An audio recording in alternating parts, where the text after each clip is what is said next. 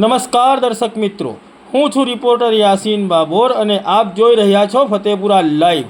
આજના મહત્વના સમાચારની વાત કરીએ તો વારંવાર સમજાવવા છતાં પોતાની મનમાની કરીને સરકારની ગાઈડલાઈનનો ભંગ કરતા ડીજે સંચાલકો સામે ફતેપુરા પોલીસની લાલ આંખ। સરકારની ગાઈડલાઈનનો ભંગ કરીને કાયદાને ગોળીને પી જનારા 4 ડીજે વાહનો ઝડપી લઈને ડિટેન કરીને કાયદેસરની કાર્યવાહી કરતી ફતેપુરા પોલીસ।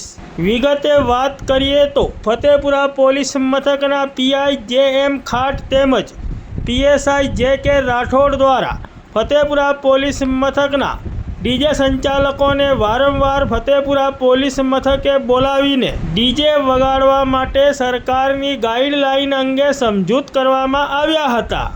ફતેપુરા પોલીસ મથક વિસ્તારના ડીજે સંચાલકોને સરકારની ગાઈડલાઈન બાબતે વારંવાર સમજૂત કરવામાં આવ્યા હોવા છતાં પણ ફતેપુરા પોલીસ મથક વિસ્તારમાં ડીજે સંચાલકો પોતાની મનમાની કરીને કાયદાની એસી-તેસી કરીને સરકારની ગાઈડલાઈનનો ભંગ કરતો હોવાની વ્યાપક ફરિયાદો ઉઠવા પામી હતી।